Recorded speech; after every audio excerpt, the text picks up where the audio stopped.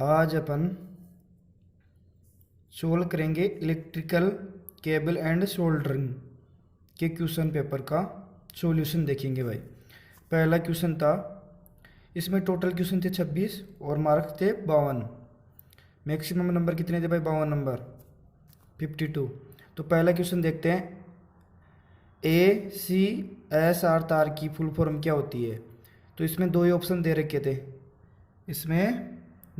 दे रखे थे। पहला था एल्यूमिनियम कंडक्टर स्टील रेन और दूसरा क्या था? Aluminium conductor steel reinforce. तो इसमें क्या आ जाएगा अपना? बी ऑप्शन ठीक हो जाएगा भाई। क्या ऑप्शन? बी। पहले का बी आ जाएगा भाई, पहले में बी। तो दूसरा आता है अपना दूसरा क्वेश्चन था, क्या था? नाइक्रोम तार किसका मिश्रण होता है? पहले ऑप्शन में था तांबा 40% तथा निकिल 60%, ये गलत है। और बी था तांबा 20%, निकिल 80%, ये भी गलत है। तो सी दे रखा है इसमें, इस क्वेश्चन में सी आएगा, मतलब बी दो ऑप्शन दो दे रखे, तो इसमें आ जाएगा निकिल 80% और क्रोमियम 20%। इसका आंसर सी हो जाएगा। 3 नंबर क्वेश्चन आता है अपना, फ्यूज वायर यानी फ्यूज तार किसका बना होता है? तो आपको पता है फ्यूज तार में टिन लेते हैं अपन 60% और शीशा लेते हैं 40%, तो इसका आंसर बी हो जाएगा। कई बार टिन आता है 63 और कई बार आता है शीशा आ जाता है, हाँ शीशा 37% आ जाता है। ठीक है। तो चौथा क्वेश्चन दे रहे हैं 4 नंबर पे, एक अथवा कई ऐंठे हुए तारों वाला आवरण युक्त तार कहलाता है। एक अथवा कई ऐंठे हुए तारों वाला आवरण युक्त तार का क्या कहलाता है भाई? केबिल, सर्विंग, आर्मरिंग, इनमें से कोई नहीं। तो इसका आंसर क्या आएगा? केबिल। आगे आता है 5 नंबर क्वेश्चन है, पीवीसी की फुल फॉर्म क्या होती है? आपको पता है पी का मतलब पॉलीविनाइल, पी का मतलब पॉली, वी का मतलब विनाइल, सी का मतलब होता है क्लोराइड। तो आपको पता है दूसरे ऑप्शन में क्या था? क्लोरीन। तो ये वैसे गलत हो गया। तो आगे चलते हैं अपन 6 नंबर पे, मध्यम वोल्टेज केबल की रेटिंग क्या होती है? आपको पता है मध्यम वोल्टेज की रेटिंग, आपको पता है 2 केबल होती है, एक तो मध्यम होती है, हाँ क्या होती है? एक तो होती है मध्यम, एक होती है निम्न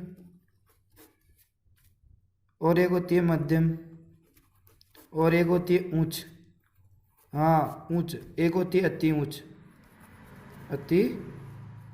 उच्च।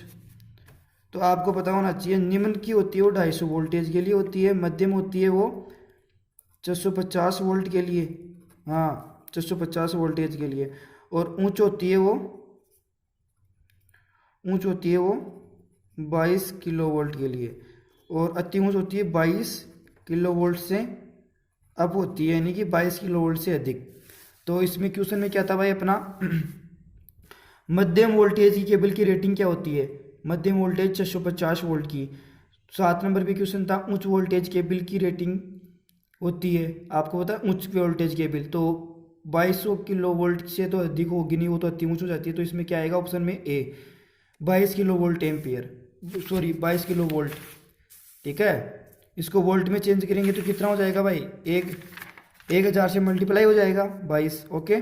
तो 8 नंबर में क्वेश्चन में क्या आता है, oil field and gas pressure cable का उपयोग किया जाता है। हाँ इसका आंसर आएगा ए, 66 किलो वोल्ट टू से 132 किलो वोल्ट तक। आगे आता है 9 नंबर क्वेश्चन, PILCDTA केबल का पूरा नाम। तो आपको पता है पी का मतलब होता है पेपर, आई का मतलब होता है इंसुलेटेड, एल का मतलब लेड, सी का मतलब होता है कवर्ड, डी का मतलब होता है डबल, टी का मतलब टेप्ड आर्म्ड केबल। ठीक है, paper, insulated, lead, cover, double taped armoured cable. तो इसमें ऑप्शन में दे रखा है, इसमें तो single taped armoured lead cover single दे दिया, इसमें डबल वाला, भाई बी ऑप्शन हो जाएगा इसका, बी ऑप्शन। आगे आता है अपना सोल्डरिंग आयरन की बिट किसकी बनी होती है? हाँ सोल्डरिंग आयरन की बिट किसकी बनी होती है? बार बार पूछा जाता है, DMRC में पूछा गया है, बार बार पूछा जाता है किसकी बनी होती है? तांबे की। हाँ अगला क्वेश्चन, ये भी बार कई बार IIT में पूछा गया है, कई बार कंपटीशन एग्जाम में पूछा गया है। वायर के ऊपर टिनिंग का क्या कार्य होता है? वायर के ऊपर टिनिंग का क्या कार्य क्या अर्थ है, क्या अर्थ है? तो पहले ऑप्शन में था वायर के ऊपर टिनिंग का क्या, पहला ऑप्शन दे रखा है इसके ऊपर का इंसुलेशन हटाना, बी ऑप्शन है ऑक्साइड लेयर की कोटिंग साफ करना। सी दे रखा है इसके ऊपर शोल्डर की पतली कोटिंग लगाना। हाँ तो ऑप्शन क्या होगा, सी, इसके ऊपर शोल्डर की पतली कोटिंग। अपना वायर होता है उसके ऊपर अपन पल्स लगा के गर्म कर देते हैं, और उसको गर्म लगाने के बाद में उसके ऊपर शोल्डर वायर, जो शोल्डर होता है शोल्डर वायर, उसकी पतली पतली कोटिंग, पतला पतला लेप चढ़ाया जाता है सोल्डरिंग बिट के माध्यम से। या आपने इलेक्ट्रॉनिक्स चिप देखी है, उसमें एक शोल्डर वायर की, शोल्डर की चांदी के कलर की लंबी सी पतली सी चिप लगी रहती है। वो क्या होती है, कोटिंग, किसकी, शोल्डर की पतली कोटिंग होती है वो। आगे देखते हैं अपन। हाँ आगे अगला क्वेश्चन है 12 नंबर। 60% टीन और 40% लेड शोल्डर का गणनांक है। हाँ ऑप्शन में 164 डिग्री सेल्सियस, बी में 171 डिग्री सेल्सियस, सी में 183 डिग्री सेल्सियस, डी में 300 डिग्री सेल्सियस। तो इसका आंसर क्या आएगा भाई, 183 डिग्री सेल्सियस। हाँ अगला क्वेश्चन है 13 नंबर है। सोल्डरिंग के लिए तापमान की सीमा क्या होती है। सोल्डरिंग के लिए तापमान की सीमा 600 डिग्री से 900 डिग्री, हाँ गलत भाई, 180 से 250 डिग्री सेल्सियस, सी में 100 डिग्री सेल्सियस से 150, ये तो कम हो गई भाई। ठीक है, तो डी में क्या देगा, 1000 से 2000, ये तो होगी नहीं। तो इसका ऑप्शन क्या आएगा, बी, 180 डिग्री सेल्सियस से 250 डिग्री सेल्सियस होना चाहिए। 14 नंबर पे कहिया, सोल्डरिंग आयरन। हाँ सोल्डरिंग आयरन का दूसरा नाम क्या है, कहिया में प्रयुक्त तत्व का तापमान से अधिक होता है। कितने, हाँ सोल्डरिंग आयरन प्रयुक्त तत्व का मतलब कि जो एलिमेंट होता है उसका तापमान कितने डिग्री सेल्सियस से अधिक होता है। 100 degree Celsius, 200 degree Celsius, 300 degree Celsius, D है 400 डिग्री सेल्सियस। तो इसका आंसर क्या आएगा, 400 डिग्री सेल्सियस। आगे देखते भाई अपन। हाँ आगे देखते हैं, आगे कौन सा क्वेश्चन है भाई। नरम सोल्डरिंग किस ताप की जाती है, यानी कि नरम सोल्डर है, नरम सोल्डर किस ताप पर की जाती है। 450 डिग्री सेल्सियस से कम पर, 80 डिग्री सेल्सियस पर, 600 डिग्री से ज़्यादा, 540 डिग्री पर। हाँ तो इसका क्या आएगा आंसर, 450 डिग्री सेल्सियस से कम पर। आपको पता होना चाहिए, आपको पता होना चाहिए नरम सोल्डर क्या है, नरम सोल्डर, नरम सोल्डर। ठीक है, नरम सोल्डर मिलाने के लिए टिन की मात्रा बढ़ाई जाती है। ठीक है, अगर कठोर चाहिए अपन को सोल्डर, ठीक है, कठोर सोल्डरिंग अपन को कठोर करनी है, तो इसमें क्या होगा, लेड की मात्रा, यानी कि लेड की मात्रा बढ़ाते हैं, लेड की मात्रा बढ़ाते हैं। अगर अपन को नरम चाहिए तो टिन की मात्रा बढ़ाते हैं। ओके, इस चीज़ का ध्यान रखना भाई। आगे देखो, तारों के जोड़ के अस्थायी प्रकृति देने की प्रक्रिया को कहते हैं। हाँ ये क्वेश्चन भाई डीएमआरसी में आया हुआ है, डीएमआरसी में आया हुआ है, ये सारे क्वेश्चन आए हुए हैं, आईटी में भी आए हुए हैं और डीएमआरसी में भी आए हुए हैं और यूपीपीसीएल में भी आया हुआ है एक आधा इसमें से क्वेश्चन, वेरी वेरी इंपॉर्टेंट। तारों के जोड़ के अस्थायी प्रकृति देने की प्रक्रिया को क्या कहते हैं, सोल्डरिंग, ऑक्सीडेशन, फ्री इलेक्ट्रॉन्स, अनसोल्डरिंग। क्या कहते हैं, इसका आंसर क्या आएगा, सोल्डरिंग। भाई अपन जोड़ करते हैं, उसके ऊपर सोल्डरिंग करने के बाद में क्या होता है, वो अस्थायी प्रकृति, अस्थायी रूप मिल जाता है उसको। 17 नंबर क्वेश्चन क्या है, जिसका उच्च गलनांक होता है उस सोल्डर को कहते हैं, जिसका उच्च गलनांक होता है उस सोल्डर को कहते हैं नरम सोल्डर, सोल्डरिंग कम, नरम और कठोर सोल्डर, कठोर सोल्डर। तो इसका आंसर क्या आएगा भाई, कठोर सोल्डर, क्योंकि कठोर सोल्डर चाहिए उसको अपन मेल्टिंग पॉइंट, उसका भाई गलनांक बिंदु हाई होता है, तो उसको कठोर सोल्डर आंसर आ जाएगा। 18 नंबर में ब्रेजिंग करते समय कौन सा पदार्थ सोल्डर के रूप में उपयोग किया जाता है। हाँ ब्रेजिंग करते समय कौन सा सोल्डर के उपयोग किया जाता है, शीशा, पीतल, टीन, तांबा। तो इसका आंसर क्या आएगा, तांबा। हाँ तांबा। टीन किस में उपयोग करते हैं अपन, हाँ सोल्डरिंग करने के लिए। ठीक है, 19 में, तो इसका आंसर क्या है भाई, 18 का पीतल आ जाएगा। 19 में एल्यूमिनियम कंडक्टर सोल्डरिंग में प्रयुक्त फ्लक्स का वाणिज्यिक नाम क्या है। आपको पता है, very very important, aluminium conductor soldering में प्रयुक्त फ्लक्स का वाणिज्यिक नाम क्या है, AlCaP। हाँ एल का पी, इसका आंसर क्या आ जाएगा, एल का पी। सोल्डरिंग सामग्री को हटाने के लिए प्रयोग की जाने वाली सामग्री को कहा जाता है।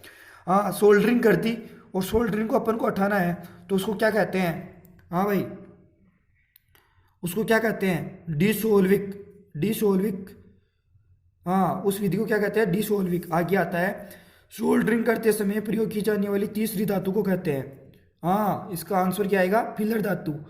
फिलर धातु या शोल्डर या हाँ, सोल्डरिंग करते समय क्या करते हैं?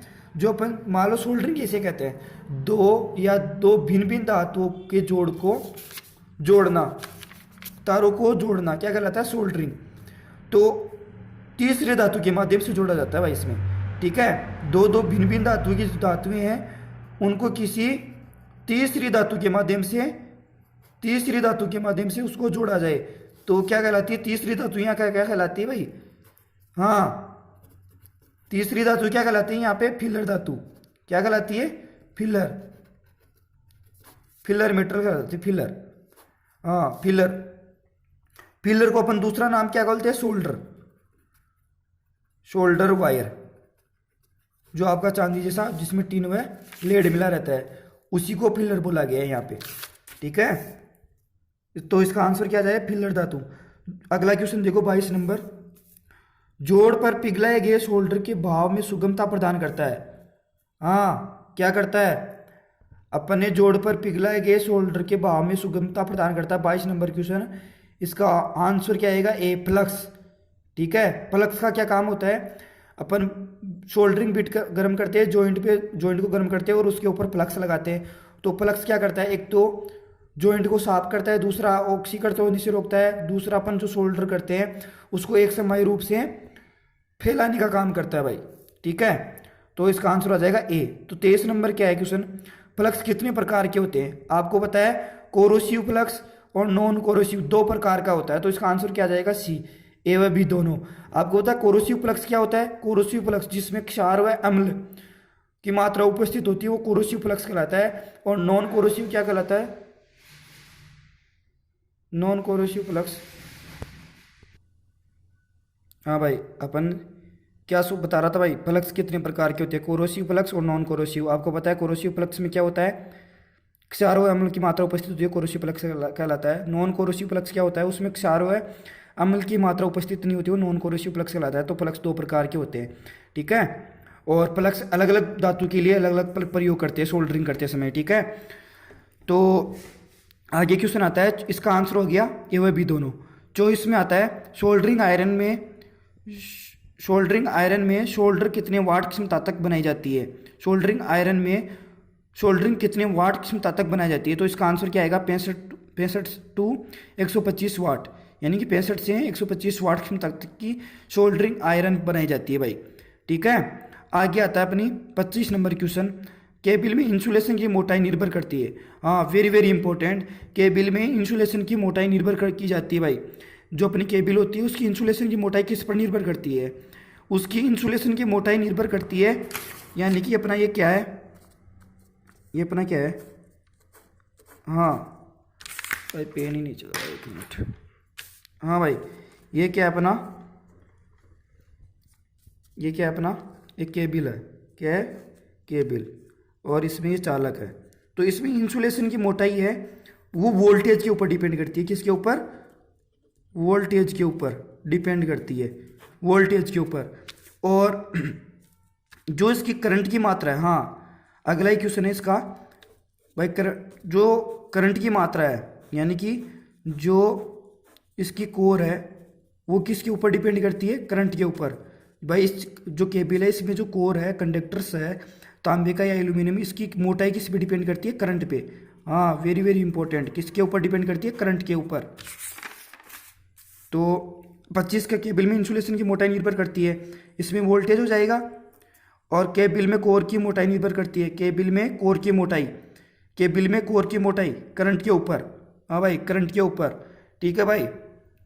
कोई डाउट तो बताना भाई, ठीक है। कमेंट और शेयर जरूर करना वीडियो को, ओके। आज की क्लास यहीं ख़त्म होती है भाई, ओके जी।